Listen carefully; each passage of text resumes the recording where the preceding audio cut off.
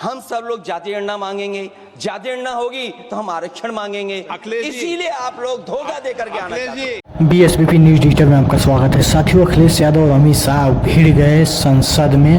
अखिलेश यादव महिलाओं को रिजर्वेशन के लिए कहे अमित शाह से कि अमित शाह और तमाम बीजेपी के जो बड़े बड़े नेता हैं वो नहीं चाहते हैं कि महिलाओं को आरक्षण मिले। अखिलेश यादव और अमित शाह क्यों भिड़े हैं, पूरी जानकारी आप लोग आगे वीडियो में देखिए किस तरीके से अमित शाह और अखिलेश यादव में कुतुमे में हो गई।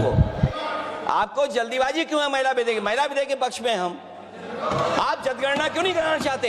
ये अध्यक्ष महोदय, सेंसस ये इसलिए नहीं करना चाहते हैं कि जैसे ही जनगणना होगी हम सब लोग जाति गणना मांगेंगे, जाति गणना होगी तो हम आरक्षण मांगेंगे। इसीलिए आप लोग धोखा दे करके आना चाहते हैं। आपको भी पर्याप्त मौका देंगे, सबको पर्याप्त मौका देंगे। माननीय अध्यक्ष जी,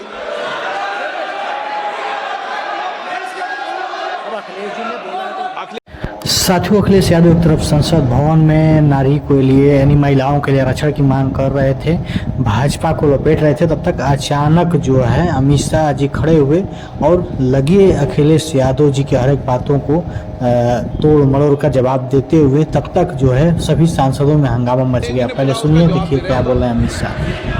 हाँ, उसी पे जा रहे हैं, उसी पे बोल रहे हैं। हाँ, माननीय अध्यक्ष जी, सदन की कार्यवाही को पूरा देश देख रहा है। कुछ स्टेटमेंट ऐसे किए गए जो जनता में चिंता पैदा कर सकते हैं। अखिलेश जी ने कहा जनगणना क्यों नहीं हो रही है। मैं पूरे सदन के माध्यम से देश की जनता को बताना चाहता हूं, जनगणना का काम शुरू हो चुका है, जारी। साथियों, अखिलेश यादव के सामने अमित शाह खड़ा होकर कहे कि अखिलेश यादव जी कहा है कि जनगणना क्यों नहीं हो रहा है, तो इस बात को जवाब दिए अमित शाह जी ने साफ साफ कह दिया कि मैं बता दूं कि जनगणना का काम शुरू हो चुका है। अखिलेश यादव की हर एक बातों को जवाब देते हुए शालीनता से अमित शाह पूरे संसद में जो है हड़कंप मच गया। अमित शाह की इस बयान से सहमत नहीं थे, संसद भवन में सभी सांसद जो है सहमत नहीं थे, हंगामा करने लगे। अखिलेश यादव के पक्ष की जो सांसद थे वो भी हंगामा करने लगे और इनकी बातों को सुनिए पहले क्या बोल रहे हैं अमित शाह जी। कि हम जाति जनगणना का मांग करेंगे।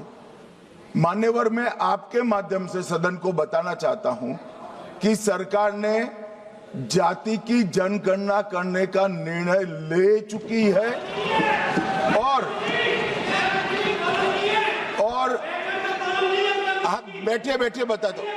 अरे बैठिए भाई, बैठिए। और जाति के साथ ही ये जनगणना हो रही है। माननीय सदस्य धर्मेंद्र यादव जी कह रहे हैं कि कॉलम नहीं है।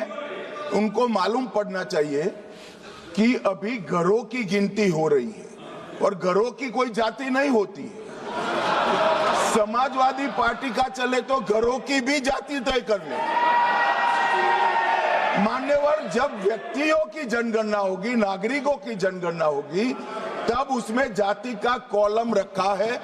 ये मेरा विभाग है। मैं सदन को आश्वस्त करना चाहता हूं कि ये जनगणना जाति जनगणना के साथ ही होने वाली है।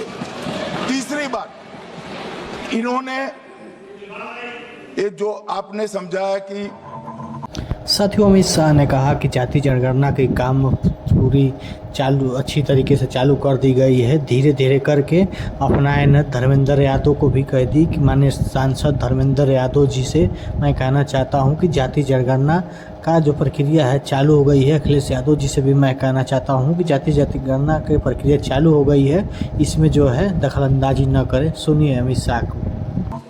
नियम 72 की जो खिड़की है वो हमें लेजिस्लेटिव कॉम्पिटेंसी पर और कॉन्स्टिट्यूशनल कॉम्पिटेंसी पर बोलने की ही इजाजत देती है। वो खिड़की का उपयोग कर धर्मेंद्र यादव जी ने एकदम गैर संवैधानिक बात करी, मुस्लिम महिलाओं को आरक्षण की। मान्यवर, हमारा संविधान किसी भी प्रकार के धर्म के आधार पर आरक्षण की कतई मंजूरी नहीं देना। और मैं फिर से संकल्प सरकार का बताता हूं कि धर्म के आधार पर मुस्लिमों को किसी भी प्रकार का आरक्षण गैर संवैधानिक है, इसका सवाल ही पैदा नहीं होता है। साथियों, अमित शाह ने सदन में साफ साफ कह दिया है कि अखिलेश यादव ने कह रहे हैं, बार बार चिल्ला कर अखिलेश यादव कह रहे हैं कि मुस्लिमों के भी महिला मुस्लिमों के आरक्षण का मांग कर रहे हैं अखिलेश यादव। तो इन्हीं बातों को लेकर जो है अमित शाह सीधे सीधे कह दिए हैं कि अब जो है मुस्लिमों के नाम पे आरक्षण कोई नहीं मिलेगा, किसी एक जाति के नाम पे आरक्षण नहीं मिलेगा। अमित शाह का सीधा सीधा बयान से पूरा हड़कंप मच गया है, सदन में बवाल मचा है। सुनिए क्या बोल रहे हैं, आगे की पूरी प्रक्रिया। अध्यक्ष महोदय अनडेमोक्रेटिक बात माननीय मंत्री जी ने कही।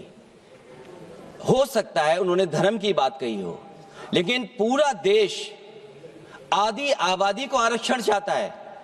अध्यक्ष महोदय, मैं माननीय मंत्री जी से जानना चाहता हूं, क्या मुस्लिम महिला आदि आबादी में नहीं आती है? नहीं होनी ना देंगे। समाजवादी पार्टी सारी टिकटें मुस्लिम महिलाओं को दे दे, हमें कहां आपत्ति है? हमें कोई आपत्ति नहीं है। चलिए अखिलेश जी, जब सपा प्रमुख अखिलेश यादव ने सीधे सीधे कह दिया कि जब आधी आबादी को आरक्षण मिल रहा है तो मुस्लिम महिलाओं को क्यों नहीं जोड़ा जा रहा है उसमें। तो उसी बीच खड़ा होकर सांसद भवन में जो है अमित शाह तत्काल खड़े होकर कह दिए कि समाजवादी पार्टी पूरी मुस्लिम महिलाओं को ही टिकट देते हैं, उससे हमको कोई दिक्कत नहीं है, इससे हमें कोई इतराज नहीं है।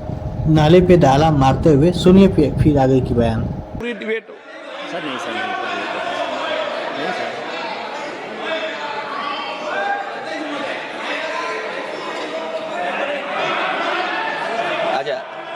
अध्यक्ष महोदय, बहुत विनम्र उससे होकर के किसी को हर्ट न करे वो बात भी मैं कहना चाहता हूं।